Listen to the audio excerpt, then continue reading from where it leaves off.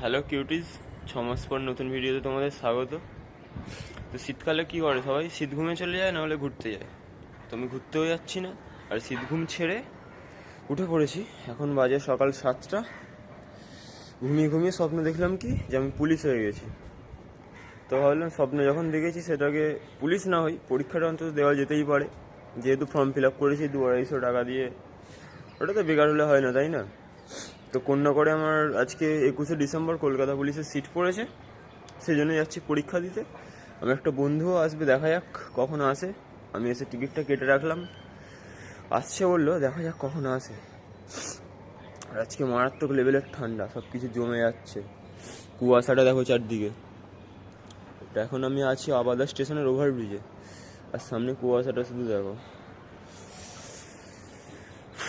প্রচণ্ড ঠান্ডা পড়েছে আজকে।